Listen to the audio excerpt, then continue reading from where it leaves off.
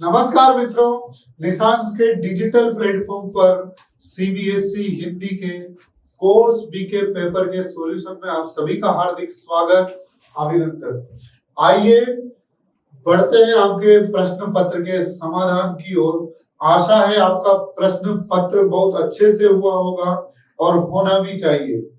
हमारे test series के papers में से मिली हुई बातों की यदि मैं चर्चा करूंगा, हमारे पास शब्द कम है, समय कम है, आपके पास भी कम होगा, लेकिन अगर हम जिस तरीके से हमने आपको जिस क्रमबद्ध तरीके से, चाहे वो ग्रामर पोर्शन हो चाहे वो लेखन वाला हो, उससे बताया, आपके कोई इसमें से नहीं भी आया। कोई मैंने इसलिए कहा क्योंकि बहुत ही कम प्रश्न है जो टेस्ट सीरीज से बाहर है, नहीं के बराबर। अगर नहीं भी आया तो लैंग्वेज का एक मानना होता है कि एज इट इज, अगर सेंटेंस नहीं भी आया और यदि एक सेंटेंस दूसरे के नियमों पर सेम टू सेम लिखा हुआ है तो वो सेम टू सेम ही होगा। मतलब वो चाहे सरल वाक्य हो, संयुक्त वाक्य हो या मिश्र वाक्य हो।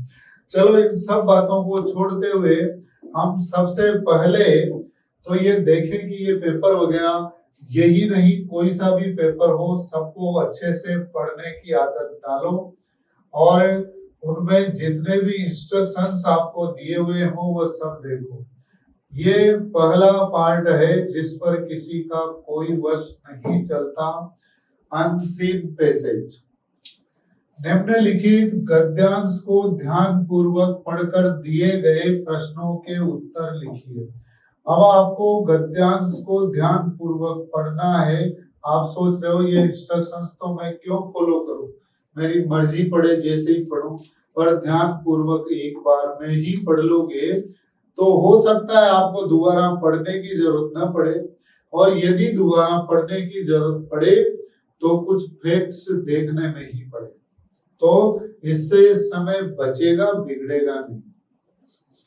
कृत्रिम वर्षा या क्लाउड सीडिंग आधुनिक विज्ञान की एक महत्वपूर्ण उपलब्धि है, जिसके माध्यम से बादलों से इच्छा अनुसार वर्षा कराई जा सकती है।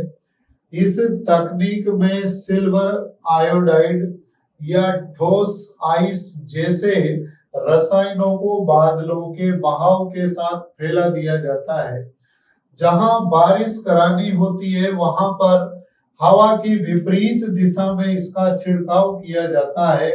ये रसायन बादलों में मौजूद जल वाष्प के कणों को संघनित, मतलब और ज्यादा घना बना करने में सहायता करते हैं, जिससे बूंदें बनती है और वर्षा होती है। यह प्रक्रिया विशेष रूप से सुसज्जित विमानों या जमीन से दागे जाने वाले रॉकेट के माध्यम से संपन्न की जाती है। ये अगले पेज पर बाकी का पढ़ते हैं। पैराग्राफ बड़ा है निश्चित रूप से, और बड़े पैराग्राफ में प्रश्नों को छांटने में थोड़ी सी दिक्कत आती है, प्रश्न आसान है। कृत्रिम वर्षा की आवश्यकता मुख्यतः उन क्षेत्रों में होती है जहां सूखा पड़ता है, जल संकट होता है या कृषि के लिए पर्याप्त वर्षा नहीं होती। संयुक्त अरब अमीरात, चीन, भारत और अमेरिका जैसे देश इस तकनीक का सफलतापूर्वक उपयोग कर रहे हैं। यह तकनीक वायु प्रदूषण को कम करने, जंगल की आग बुझाने और बांधों में जल स्तर बढ़ाने में भी सहायक सिद्ध हुई है। कहां और किस बादल पर इसे छिड़कने से बारिश की संभावना ज्यादा होगी, इसका निर्णय मौसम वैज्ञानिक करते हैं। इसके लिए मौसम के आंकड़ों का सहारा लिया जाता है। कृत्रिम वर्षा के कुछ दुष्प्रभाव भी हैं।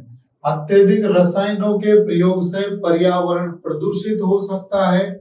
जल प्रदूषण का बहुत बड़ा कारण बन सकती है कृत्रिम वर्षा, और मिट्टी की गुणवत्ता प्रभावित हो सकती है।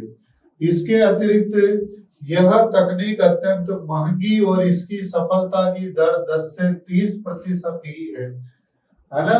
70 से 90% माइनस पॉइंट है, हो सकता है सफल ना हो। कुछ वैज्ञानिकों का मानना है कि यह प्राकृतिक जल चक्र को भी बाधित कर सकती है। नेचुरल जो प्रोसेस होती है जल चक्र की, उसमें व्यवधान पैदा कर सकती है। फिर भी जलवायु परिवर्तन के इस युग में कृत्रिम वर्षा जल संकट के समाधान का एक महत्वपूर्ण विकल्प बनती जा रही है। आवश्यकता इसके समझदार पूर्ण उपयोग की है। अगर समझदारी से उपयोग किया जाएगा तो कोई समस्या नहीं होगी, और यदि समझदारी से उपयोग नहीं किया गया तो इसके कुछ साइड इफेक्ट्स भी है, कुछ हानियां भी है। एक ही बार पढ़ा है, मैंने भी पहली बार पढ़ा है, आपने भी पहली बार। हम चाहे तो दोबारा देख सकते हैं, हमारे पास प्रश्न पत्र भी है। कृत्रिम वर्षा में प्रयुक्त रसायनों का मुख्य कार्य क्या है? बादलों को एकत्रित करना, जल वाष्प के कणों को घना करना, हवा की गति को नियंत्रित करना और तापमान को नियंत्रित करना। तो न तो ये बादलों को, कृत्रिम वर्षा में रसायनों का मुख्य कार्य बादलों को एकत्रित करना नहीं है, हवा की गति को कंट्रोल भी नहीं कर सकते, तापमान को नियंत्रित भी नहीं कर सकते, जल वाष्प के कणों को घना करना। अब जैसा अगर आप सब पेपर लेकर के बैठे हुए हो तो बहुत अच्छी बात है, इसमें दिया है ये रसायन बादलों में मौजूद जल वाष्प के कणों को संघनित करने में सहायता करते हैं जिससे बूंदें बनती है। क्लियर दिया हुआ है, यहाँ कहीं भी ये नहीं दिया गया कि बादलों को एक साथ इकट्ठा करते हैं। तो पहले प्रश्न का उत्तर बी होगा। बढ़ते हैं दूसरे प्रश्न की ओर। कृत्रिम वर्षा के दुष्प्रभावों के विषय में निम्नलिखित में से कौन से या कौन सा कथन सही है? कृत्रिम वर्षा के दुष्प्रभाव, इससे पर्यावरण प्रदूषित हो सकता है, सही है। मिट्टी की गुणवत्ता बढ़ जाती है, नहीं भाई घट जाती है। जलवायु परिवर्तन को प्रभावित करती है, हाँ। तो यहाँ पर कौन सा उत्तर सही होगा, है ना। अब एक बात देखो, आप इसमें क्या है कि नीचे करने पे ये सब डिलीट हो जाएगा, लेकिन यहाँ पर इससे पर्यावरण प्रदूषित हो सकता है। कहाँ पर दिया हुआ है ये? कृत्रिम वर्षा के दुष्प्रभाव, मिट्टी की गुणवत्ता प्रभावित होती है, पर्यावरण प्रदूषित हो सकता है, मिट्टी की गुणवत्ता पर बढ़ती नहीं है, घटती है, बढ़ जाती है, को करके गलत मत करना। ये जलवायु परिवर्तन को प्रभावित करता है, ये इसमें ये प्राकृतिक जल चक्र को बाधित कर देता है, तो जलवायु परिवर्तन को भी प्रभावित कर सकता है। इसलिए इसमें बहुत सोच समझ के आपको प्रश्न का उत्तर देना है। डी उत्तर सही है। आप केवल एक पर मत जाना, एक और तीनों दोनों ही चीजें इसमें करेक्ट है। लेकिन सेकंड में गलती यह है कि वह सकारात्मक चेंजेस नहीं, नकारात्मक चेंजेस यानी परिवर्तन करता है। नेक्स्ट अगर बात करें कृत्रिम वर्षा का नकारात्मक पहलू क्या है? इसके लिए अधिक ऊर्जा चाहिए, इसके लिए संसाधन चाहिए, यह प्राकृतिक जल चक्र को प्रभावित कर सकती है, इसके लिए तकनीक की आवश्यकता है। देखा जाए तो सारी चीजें हैं, पर यदि नकारात्मक पहलू की बात करें तो यह प्राकृतिक जल चक्र को प्रभावित कर सकती है। एज इट इज लाइन आई है। कितना सामान्य सा हमें दृष्टिकोण रखना है, आसानी से हम कर सकते हैं। अब ये वाले जो प्रश्न है दो नंबर के, कृत्रिम वर्षा की आवश्यकता किन परिस्थितियों में होती है? यदि जंगल में आग लग जाए, यदि पोल्यूशन बहुत ज्यादा हो, जैसे दिल्ली जैसे शहरों में कई बार प्रदूषण का वह AQI लेवल बहुत ज्यादा बढ़ जाता है, उसको कम करने के लिए कृत्रिम वर्षा की आवश्यकता है। जहां पर सूखा पड़ता है, जहां जल संकट होता है, कृषि के लिए पर्याप्त वर्षा नहीं होती, या फिर बांधों का जल स्तर बढ़ाने, कई सारे कामों में इसका प्रयोग किया जाता है। जलवायु परिवर्तन के संदर्भ में कृत्रिम वर्षा का क्या महत्व है? कृत्रिम वर्षा जलवायु परिवर्तन को प्रभावित कर सकती है, जो सामान्य जो प्रक्रिया है उसमें बाधा पैदा कर सकती है, जिसके कई सारे नुकसान भी देखने को मिलते हैं। तो एक सामान्य सा उत्तर यहाँ पर आया। दूसरा भी गद्यांश ही है। दूसरा आपका बायो से नहीं, केमिस्ट्री से रिलेटेड है। इसमें है, निम्नलिखित गद्यांश को ध्यान पूर्वक पढ़कर दिए गए प्रश्नों के उत्तर लिखिए। विटामिन डी एक ऐसा पोषक तत्व है जिसे अक्सर सनशाइन विटामिन बी कहा जाता है। यहाँ से प्रश्न बन सकता है, पता लग जाता है, क्योंकि ये प्राकृतिक रूप से सूर्य की रोशनी से प्राप्त होता है। हमारे शरीर में ये विटामिन हड्डियों को मजबूत बनाने, कैल्शियम और फास्फोरस के संतुलन को बनाए रखने तथा प्रतिरक्षा प्रणाली को सुदृढ़ करने में महत्वपूर्ण भूमिका निभाता है। आपके अंदर एंटीबॉडीज विकसित करता है। हाल ही के वर्षों में दुनिया भर में विटामिन डी की कमी एक गंभीर स्वास्थ्य समस्या के रूप में उभर कर सामने आई है। आधुनिक जीवन शैली, प्रदूषण और दफ्तर तथा घर के भीतर लगातार रहने के कारण बहुत से लोगों में इस विटामिन की कमी हो रही है। यह कमी न केवल, अब क्यों कमी हो रही है?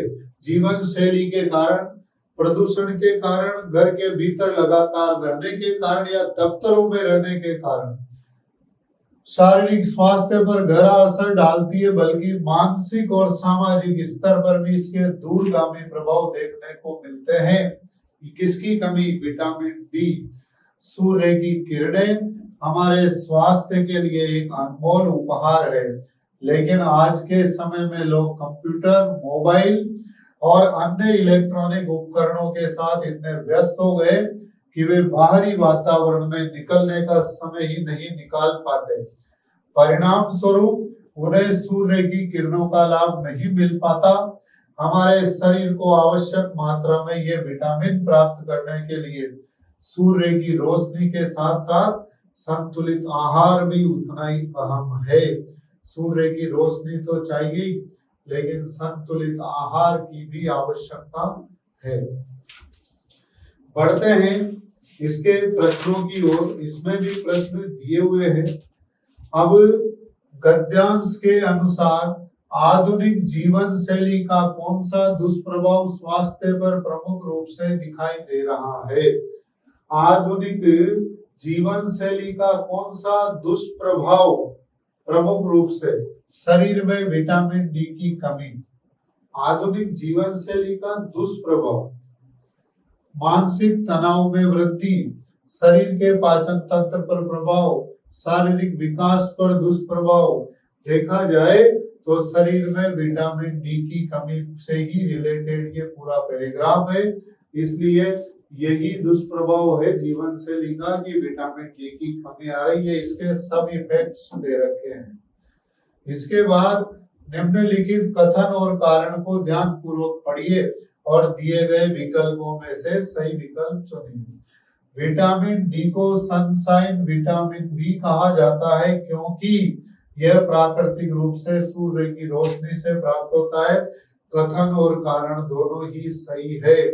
तो कथन और कारण दोनों गलत है। कथन सही है किंतु कारण गलत है।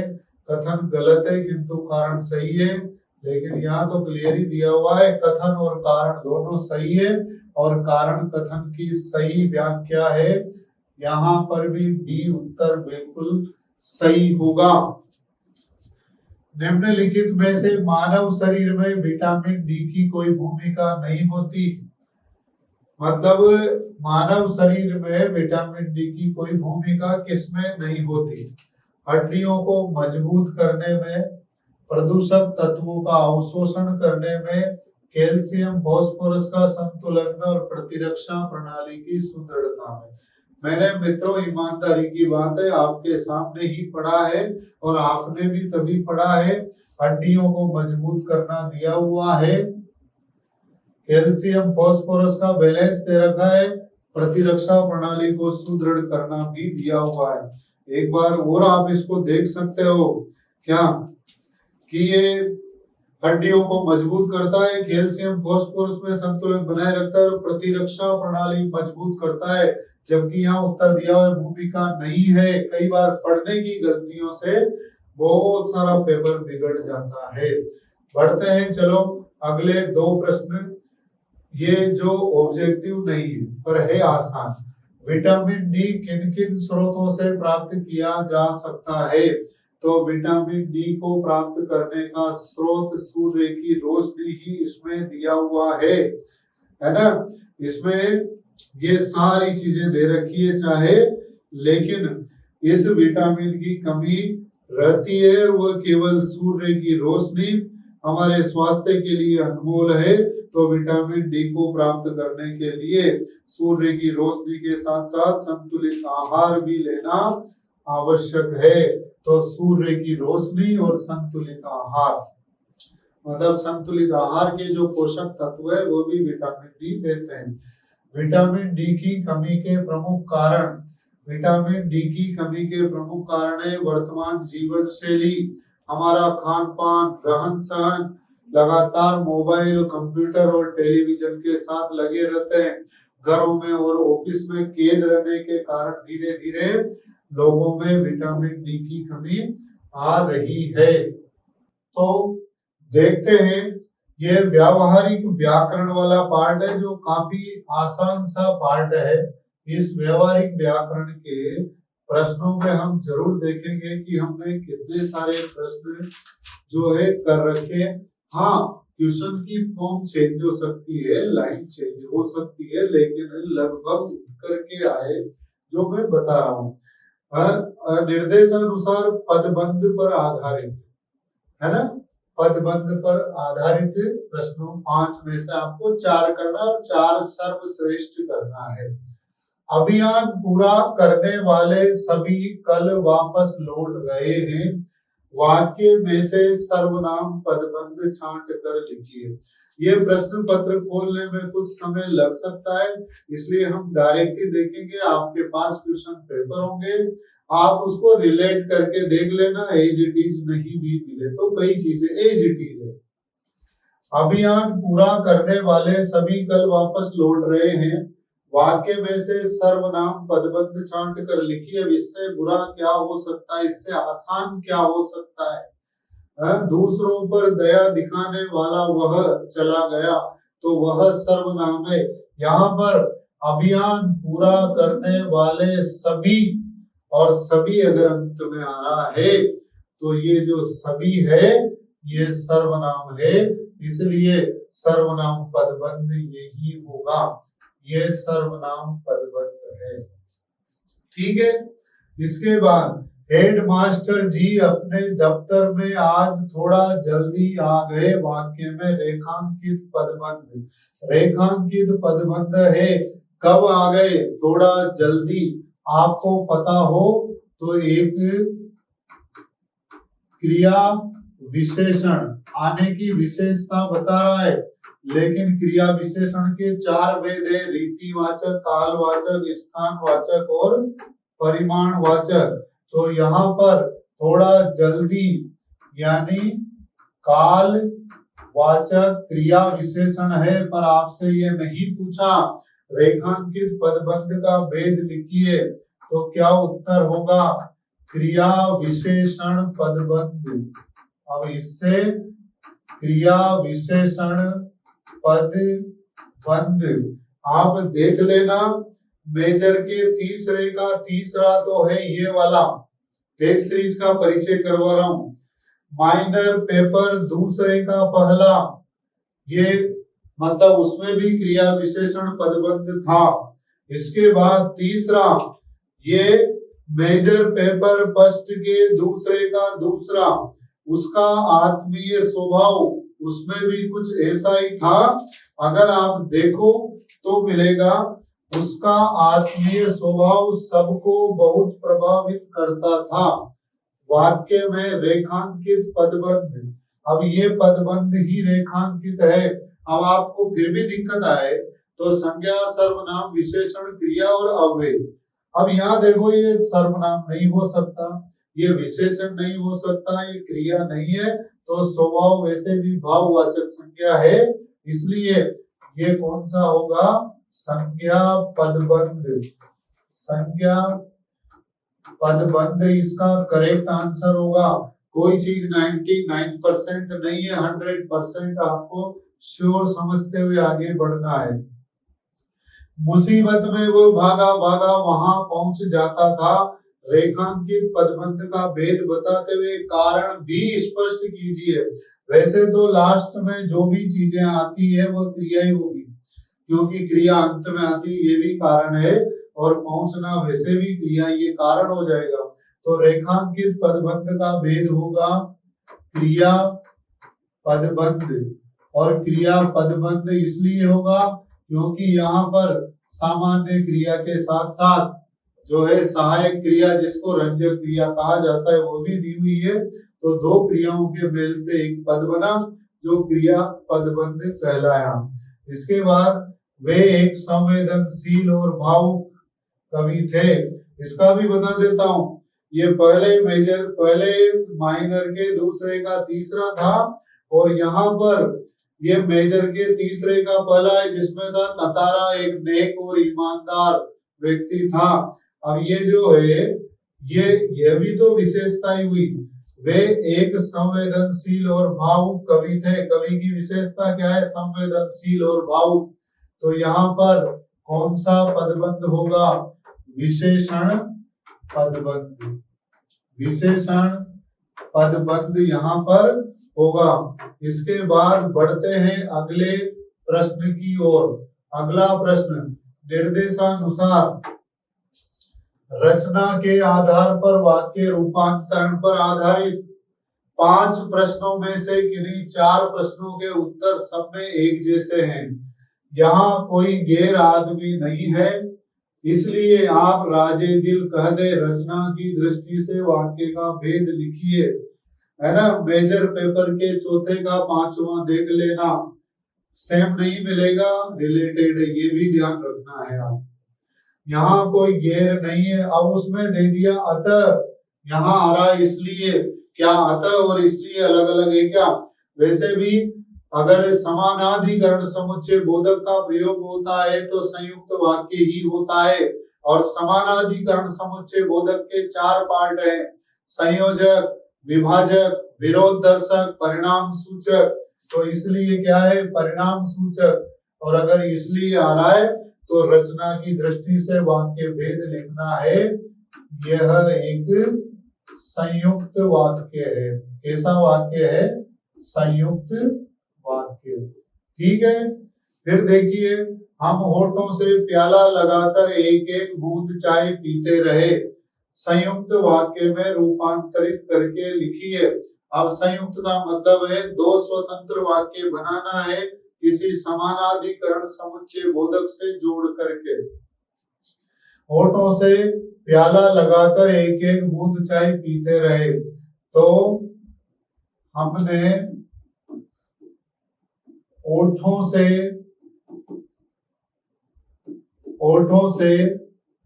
प्याला लगाया, है ना। ओठों से प्याला लगाया और एक एक बूंद चाय पीते रहे। हमने होठों से प्याला लगाया और एक एक बूंद चाय पी या पीते रहे। वैसे वाक्य के काल में परिवर्तन नहीं होना चाहिए, लेकिन यह मुख्य मकसद है 2 वाक्यों में बदलना इसको, बीच में इसमें कनेक्टर लगाना, ये वाला। ठीक है। सूरज ढलने के बाद आंगन के पेड़ों से पत्ते मत तोड़ो, इसको मिश्र वाक्य में, जब एक वाक्य दूसरे पर डिपेंड हो, ऐसी स्थिति हो। भी आपको पढ़ाना नहीं है, केवल प्रश्न का उत्तर बताना है। तो सूरज ढलने के बाद आंगन के पेड़ों के पत्ते मत तोड़ो, जहां पर भी बाद वाली स्थिति आ जाए, पहले वाली स्थिति आ जाए, जब तब और जो ही त्यों ही का ज्यादा प्रयोग यहाँ पर होता है, तो यहाँ हम लिख सकते हैं जब सूरज ढल जाए, जब सूरज ढल जाए तब आंगन के पेड़ों के पत्ते, तब आंगन के पेड़ों के पत्ते मत तोड़ो।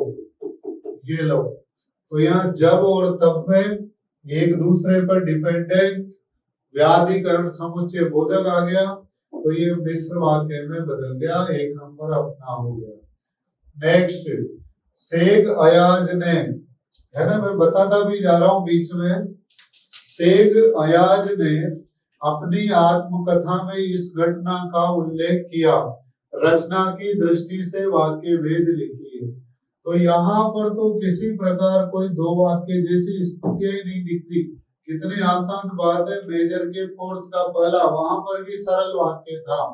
शेख अयाज ने अपनी आत्मकथा में इस घटना का उल्लेख किया, रचना की दृष्टि से वाक्य भेद, सरल वाक्य, कुछ भी नहीं सोचना, कोई कनेक्टर कहीं भी नहीं दिया हुआ। गायन इतना प्रभावी था कि बस शब्दों को पकड़ने की आदत डालो, वह अपनी सुध बुध खोने लगा। सरल वाक्य में रूपांतरित करके लिखिए। चलो बता दो सरल वाक्य में रूपांतरित करने से पहले कि ये कौन सा वाक्य है। क्योंकि, की, क्योंकि, ताकि, संज्ञा, आश्रित उपवाक्य बताया था। तो ये निश्चित रूप से अगर आश्रित उपवाक्य आ रहा है तो ये मिश्र वाक्य है। और गायन इतना प्रभावी था कि वह अपने सुध बुध खोने लगा, तो आप यहाँ इसको ये कर सकते हो, की हटाना है। गायन के प्रभाव से वह अपनी सुध बुध खोने लगा। और भी तरीके हैं लेकिन ये आसान है।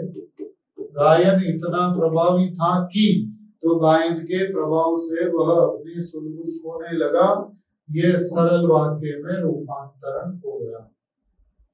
नेक्स्ट, निर्देशानुसार समास पर आधारित 5 प्रश्नों में से 4 का उत्तर देना है। अब समास के मैं आपको बताऊं, एज इट इज बता रहा हूं। मेजर के 5वें का पहला पढ़ लेना, परिभाषा तक नहीं थी उसमें, डायरेक्ट यही पूछा था कि कर्मधारय समास की विशेषता बताते हुए एक उदाहरण लिखिए। आपको परिभाषा नहीं बतानी, परिभाषा तो यह है कि जिस समास का उत्तर पद प्रधान होता है तथा दोनों पदों के मध्य विशेषण विशेष से उपमान उपमेय तथा विशेषण विशेषण का संबंध पाया जाए, वहां कर्मधारय समास होता है। लेकिन आपसे तो विशेषता पूछी है, तो एक तो पहली विशेषता लिख सकते हो, उत्तर पद की प्रधानता नंबर 1, और दूसरा लिख दो वही परिभाषा में से निकालना है, विशेषण विशेष से उपमान उपमेय तथा विशेषण विशेषण का संबंध, और एक उदाहरण देना है। आप चाहो तो पेपर में से, पर इसमें भी है, महादेव दे रखा है, महादेवी दे रखा है ना। आप इसमें लिख दो नील कमल, नीला है जो कमल, केवल उदाहरण देना है, समास विग्रह की आवश्यकता नहीं। अगर आपने एक काम किया तो आधा नंबर, दोनों काम किए तो पूरा 1 नंबर। दोपहर द्विगु समास का उदाहरण है कैसे, हमने पूछा था दोपहर में कौन सा समास है। यहाँ ये माइनर सेकंड के सेकंड का पहला, दोपहर में द्विगु समास है। हमने पूछा था दोपहर में कौन सा समास है, तो दोपहर में द्विगु समास है। तो आपको जब सॉल्यूशन करवाया तब आ ही गया। अब दोपहर में द्विगु समास है कैसे, तो आपको यहाँ परिभाषा लिखनी है, क्योंकि पहला पद, जिस समास का पहला पद संख्यावाची तथा दूसरा पद प्रधान हो वहां द्विगु समास होता है। यहाँ दोपहर का मतलब दो पहरों का समाहार हो गया, और जहां पर समाहार या समूह जैसी स्थितियां पैदा होती है, अगर पहला पद संख्यावाची है तो निश्चित रूप से द्विगु समास है। दिया बत्ती के वक्त फूलों को मत तोड़ो, फूल बदुआ देते हैं। रेखांकित का समास विग्रह कीजिए और समास का नाम भी लिखिए। दो बातें पूछिए, दिया बत्ती। वैसे भी यहाँ जहाँ बीच में ऐसा चिन्ह आ जाता है वहां पर द्वंद्व समास होता है ज्यादातर, दिया और बत्ती। ये तो हमने कर दिया समास विग्रह। समास का नाम क्या लिखना है? द्वंद्व समास। अरे आपको क्लास लेवल पर तो द्वंद्व के भी भेद बताए थे, इतरेतर द्वंद्व, विकल्पत्व द्वंद्व और समाहार द्वंद्व। यहाँ पर इतरेतर द्वंद्व है। महान है जो देवी के लिए समस्त पद लिखिए और भेद का नाम लिखिए। हमने महात्मा दिया था तो बात वही है। यहाँ एक पद तो विशेषण है और दूसरा विशेष से है, तो इसका समस्त पद क्या होगा? महान है जो देवी का समस्त पद होगा महादेवी। एक तो ये हो गया। और भेद कौन सा होगा? समस्त पद लिखे और समास का भेद आएगा कर्मधारय। ये कर्मधारय से दो प्रश्न आ गए, क्योंकि यहाँ पर भी कर्मधारय है, यहाँ पर भी कर्मधारय। विशेषण विशेष का संबंध है।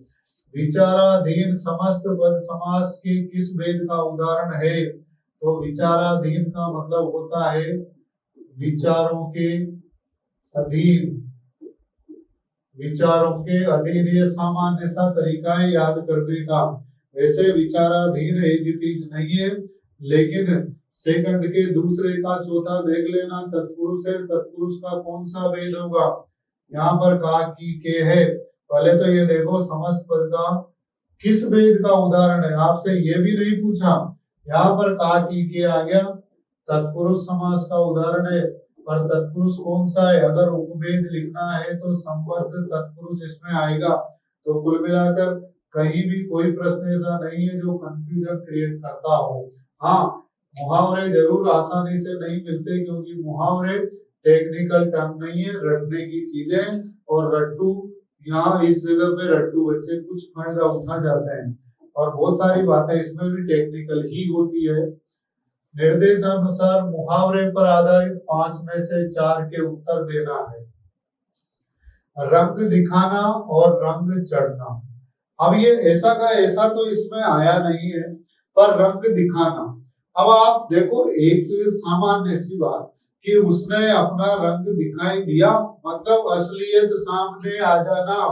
रंग दिखाना, वास्तविकता सामने आना। मुहावरों का जो आप लिखोगे ना, एक ही प्रश्न के यदि 3-3 उत्तर बनते हैं तो आप कोई सा भी लिखो, एग्जामिनर नंबर नहीं काटता, तरीके बदल सकते हैं। वास्तविकता सामने आना, ये तो हो गया रंग दिखाना। और रंग चढ़ना मतलब प्रभाव में आना। आजकल उस पर भी फिल्मों का रंग चढ़ा हुआ है। तो रंग दिखाना मतलब तो वास्तविकता सामने आना या सामने लाना। दिखाना दे रखा है इसलिए लाना, और यहाँ पर रंग चढ़ना अर्थात प्रभाव में आना। आजकल के बच्चों को पर फिल्म स्टारों का रंग चढ़ गया है। आसान है बात है। अंतर, अर्थ लिख दिया, पर दोनों का अंतर अपने आप समझ में आएगा, क्योंकि इस मुहावरे का वास्तविकता सामने आना है, जबकि यहाँ पर प्रभाव में आना, ये अंतर क्लियर हो जाएगा। पुजारी जी की बातें सुनकर महंत जी के गए। अब यहाँ पर है ना, देखो महंत जी के सारे, तो अब वहां महंत जी वाला पार्ट आपको याद आया होगा, हरिहर काका से यहाँ पर प्रश्न दिया गया है। तो पुजारी की बातें सुनकर महंत जी के मन में पाप आ गया, और यहाँ गए शब्द दे करके है ना, और थोड़ा सा यहाँ बच्चों को कंफ्यूज किया है।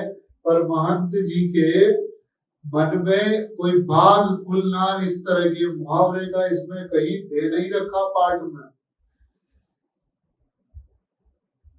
अब यदि किताब से आपको कोई मतलब ना हो, क्योंकि हमारी किताब से इसका क्या मतलब? पुजारी जी की बातें सुनकर महंत जी के भाग खुल गए। भाग खुल गए, भाग खुलना से भी आ सकता है। तो ये यहाँ कोई उसने किताब से जरूरी नहीं है रिलेटेड हो, क्योंकि क्या ये थोड़ी है कि आपके उस किताब में आए हुए का एज इट इज आपको लाइन रखना है। भाग खुलना मुहावरा है, तो ये, और ऐसा नहीं है कि तुक्के में चलना, ये सही है। जी जान से जुट जाना, मुहावरे का अर्थ लिखिए। मुहावरे का वाक्य में प्रयोग भी करना है, अर्थ भी लिखना है और वाक्य में प्रयोग भी करना है। तो जी जान से जुट जाना, भरसक प्रयास करना, और इसके लिए भी देखो, ये अगर दिया हुआ था, नहीं दिया हुआ है, जी जान से जुट जाना है ना, तो एड़ी चोटी का जोर लगाना, ये भी कंप्लीट प्रयासों के अर्थ में आ जाता है। भरसक प्रयास, एड़ी चोटी का जोर लगाना, और अगर ये आ गया, ये जी जान से जुट जाना मुहावरे का अर्थ, अच्छा इसको मुहावरा मान लिया इसने, जी जान से जुट जाना, यानी तो ये मैंने जो लिखा है वो तो मुहावरा ही लिख दिया। जी जान से जुट जाना मुहावरे का अर्थ लिखना है संपूर्ण प्रयास करना, पूर्ण प्रयास करना, और इस मुहावरे का वाक्य में प्रयोग भी करना है। जब वाक्य में प्रयोग कि बच्चों अब परीक्षा का समय हो गया, आप सब लोग जी जान से जुट जाओ, पूरी तरह समाप्त कर देना अर्थ को व्यक्त करने वाला उपयुक्त मुहावरा, ईंट से ईंट बजाना, पूरी तरह समाप्त कर देना का ये भी है, मिट्टी में मिला देना ये भी है, और जो है जड़े काट देना ये भी है। रंगे हाथ पकड़ना मुहावरे का वाक्य में इस तरह प्रयोग कीजिए कि उसका अर्थ स्पष्ट हो जाए, केवल वाक्य में प्रयोग ही करना है कि राम ने श्याम को चोरी करते हुए रंगे हाथों पकड़ लिया, इसलिए वह सक पका गया। तो कुल मिला के इससे अर्थ भी स्पष्ट हो जाएगा। अब खंड ग, जिसमें पाठ्य पुस्तक और पूरक पाठ्य पुस्तक के प्रश्न दिए हुए हैं। अब बढ़ते हैं तीसरे खंड की ओर, और खंड ग के अंतर्गत पाठ्य पुस्तक स्पर्श और पूरक पाठ्य पुस्तक संचयन से संबंधित प्रश्न है, जो कि अत्यंत सहज तरीके से, अत्यंत आसान तरीके से आप लोगों को समझना है। मैं यहाँ पर थोड़ा सा कल जैसा, इससे पहले वाले पेपर्स में भी जैसा बताया गया उसी तरह की हम बात करें। कुछ चीजें कॉमन है जो सभी में एक जैसी मैच करती है, और कुछ चीजें अलग है, मतलब अलग अलग पार्ट के हिसाब से अलग अलग प्रश्न यहाँ पर बन रहे हैं, और इनमें से कुछ प्रश्न है जो कॉमन नहीं है, उनकी सेट 2 और सेट 3 की बात मैं फिर करूंगा, लेकिन अभी सेट 1 में दिया हुआ जो है वो सबके लिए कॉमन है, वह चीजें हम पढ़ रहे हैं, और कॉमन चीजें सारी पढ़ी जाएगी। पाठ्य पुस्तक, पूरक पाठ्य पुस्तक, पठित गद्यांश पर आधारित बहुविकल्पी प्रश्नों के सर्वाधिक उपयुक्त उत्तर वाले विकल्प चुनिए। पहले पढ़ लेते हैं, ये आपका पढ़ा हुआ है, ये कारतूस एकांकी से दिया हुआ है। किस्सा क्या हुआ था, उसको उसके पद से हटाने के बाद हमने वजीर अली को बनारस पहुंचा दिया और 3 लाख रुपया सालाना वजीफा मुकर्रर कर दिया। ये 2 अंग्रेज आपस में बातें कर रहे हैं। कुछ महीनों बाद गवर्नर जनरल ने उसे कलकत्ता यानी कोलकाता तलब किया, वहां पर बुलाया। वजीर अली कंपनी के वकील के पास गया जो बनारस में रहता था, और उससे शिकायत की कि गवर्नर जनरल उसे कलकत्ता क्यों तलब करता है।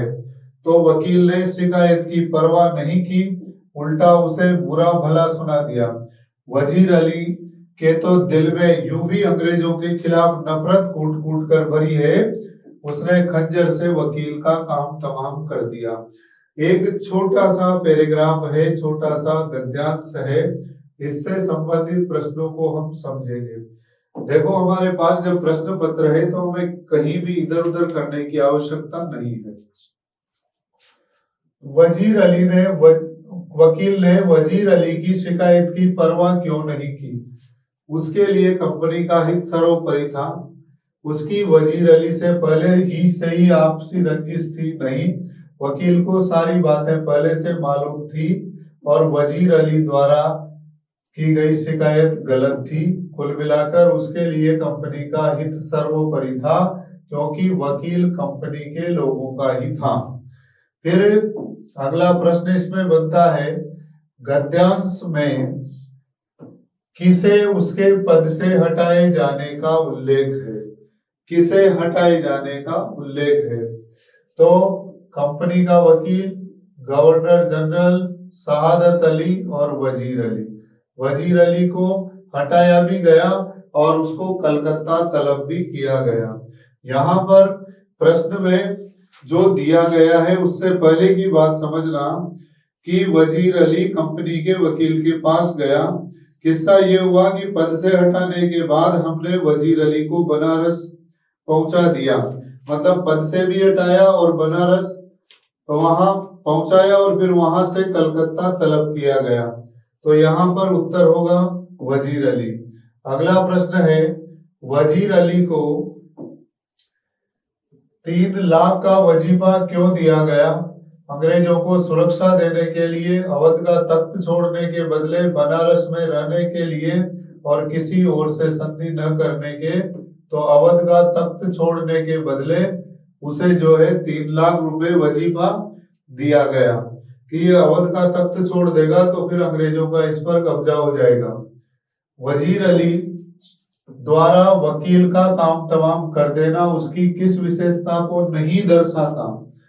अन्याय का विरोध दर्शाता है, उसकी आपराधिक प्रवृत्ति, उसका निडर अंदाज, साहस और बहादुरी।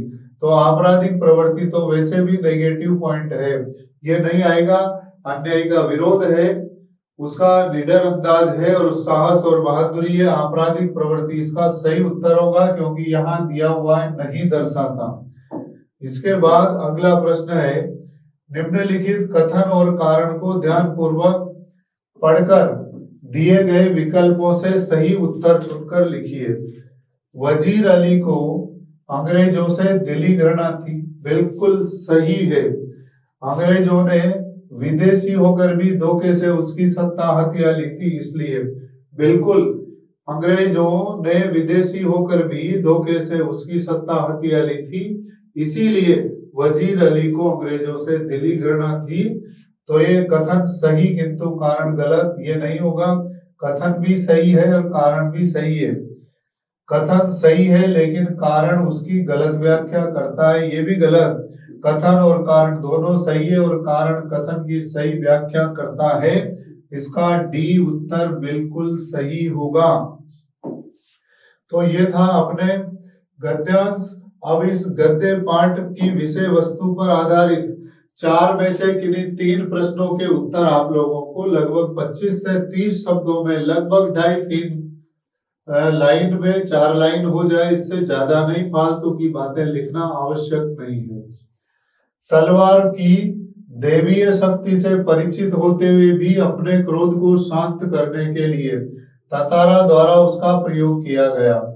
उसके प्रयोग को उचित या अनुचित मानते हुए ततारा वामीरो कथा के आधार पर अपने विचार स्पष्ट कीजिए। कई बार बच्चों ने कहा सर पेपर में आजकल कॉम्पिटेंसी बेस्ड क्वेश्चंस इस तरह की चीजें हो गई। ये लगभग उसी तरह के प्रश्न है अपने विचार प्रकट करने के लिए कि ततारा की तलवार में देवीय शक्ति तो थी, लेकिन उसने क्रोध को शांत करने के लिए उसका प्रयोग किया, तो ये उचित था या अनुचित था? तो आपको ये लिखना है कि उसका इस तरह से तलवार का प्रदर्शन किया जाना सर्वथा उचित है, क्योंकि कभी कभी क्रोध भी आवश्यक हो जाता है। विनय न मानत जल्दी जड़ गए 3 दिन बीत, बोले राम सकोप तब भय बिन होई न प्रीत। कभी कभी गुस्सा आवश्यक हो जाता है और वही गुस्सा यदि ततारा का गुस्सा इस रूप में नहीं आता, अगर ततारा और वामिरों की कुर्बानी नहीं होती, तो शायद उन द्वीपों के अंदर से वो कुप्रथा कभी समाप्त नहीं होती कि एक गांव के जो युवक युवती हैं वो एक दूसरे से विवाह नहीं कर सकते, या कर सकते हैं, वहां पर ये परंपरा थी, दूसरे गांव में नहीं कर सकते। व्यवहारवादी लोग हमेशा सजग रहते हैं, हानि लाभ का हिसाब लगाकर ही कदम उठाते हैं। गिन्नी का सोना पाठ के आधार पर लिखिए कि लेखक यहाँ किस सजगता की बात कर रहा है।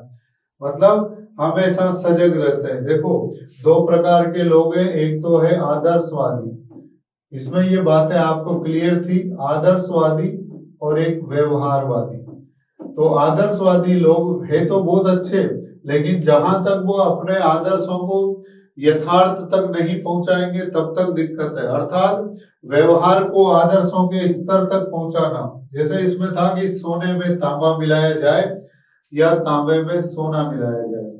तो व्यवहारवादी लोग सजग रहते हैं, हानि लाभ का हिसाब लगाकर ही कदम उठाते हैं। यहाँ पर सजगता से तात्पर्य है व्यवहारवादी लोग हर चीज का सकारात्मक और नकारात्मक दोनों पहलुओं पर विचार करते हुए अपने जीवन को जीते हैं, क्योंकि अत्यधिक आदर्शवाद व्यक्ति में कहीं न कभी नीरसता पैदा कर सकता है। जैसे शुद्ध सोना बिना तांबे के मिलाए अपने आप को गहने बनाने के लिए तैयार नहीं कर पाता। अब कहा दूसरों के दुख से दुखी होने वाले पाठ में लेखक ने मानवीय क्रियाकलापों और असंवेदनशीलता द्वारा पर्यावरण और प्रकृति को काफी नुकसान पहुंचने की बात की है। क्या वर्तमान में इसे कम और नियंत्रित करना संभव है? तर्क सम्मत उत्तर दीजिए। यहाँ अब कहा दूसरों के दुख से दुखी होने वाले, इसमें मानवीय क्रियाकलाप और असंवेदनशीलता के द्वारा प्रकृति और पर्यावरण को नुकसान पहुंचाने की बात है। क्या वर्तमान में इसे कम किया जा सकता है? बिल्कुल। यदि हम प्रकृति और पर्यावरण के लिए अपने सकारात्मक कदम उठाएंगे तो कहीं ना कहीं प्रकृति जो है वह अपने वास्तविक रूप में रहेगी और इससे विनाश का खतरा कम से कम हो सकता है। देखो, ये पहले प्रश्न के 5वें का पहला और दूसरा, पहले वाले माइनर का 5वें का पहला और दूसरा ततारा वामिरो वाला है, तीसरे के दूसरे माइनर के 5वें का तीसरा ये व्यवहारवादी वाला है। और अब कहा दूसरों के दुख से दुखी होने वाले, यहाँ पर ये दूसरे माइनर के 5वें का पहला, एज इट इज नहीं है, लैंग्वेज चेंज हुई है। तो और अगला प्रश्न है, शैलेंद्र फिल्म की असफलता के खतरों को पहले से ही जानते थे। इस बार ये वाले प्रश्न अच्छे लेवल के हैं, इनमें आपकी व्यक्तिगत सोच का बहुत बड़ा योगदान है।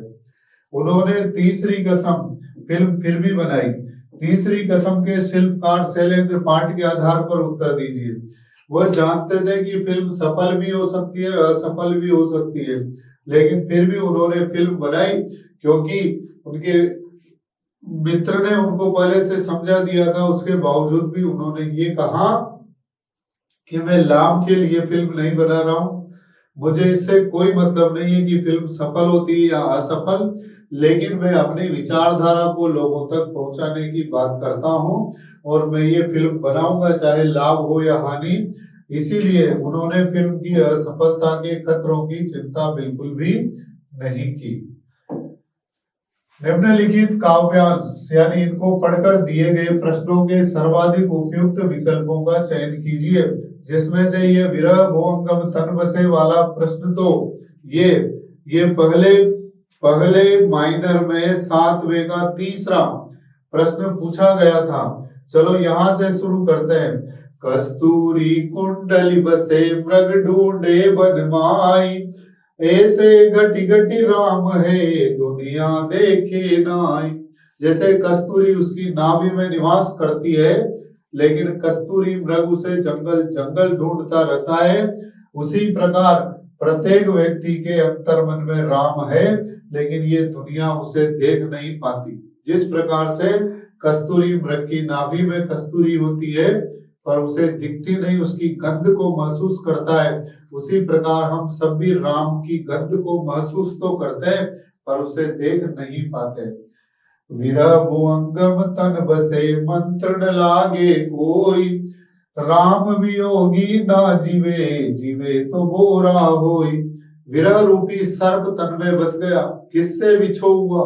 आत्मा का परमात्मा से। अब कोई तंत्र मंत्र काम नहीं करेगा। इसी प्रकार राम से बिछुड़ करके व्यक्ति जी नहीं पाता, और यदि जी भी लेता है तो वह बोरा जाता है, पागल हो जाता है। तो यहाँ पर प्रश्न पूछा गया कि बोरा किसे कहा गया है? बोरा ना अर्थात पागल होना। तो जो परमात्मा से प्रेम में डूबा है नहीं, जो संसार के प्रेम में डूबा है, जिसे किसी सांप ने डस लिया नहीं, जिसे सांसारिक प्रेम में निराशा मिली नहीं, जो संसार के प्रेम में डूब गया मतलब परमात्मा से दूर हो गया और संसार के प्रेम में डूब गया, वह निश्चित रूप से बोरा जाता है, पागल हो जाता है। अगला प्रश्न है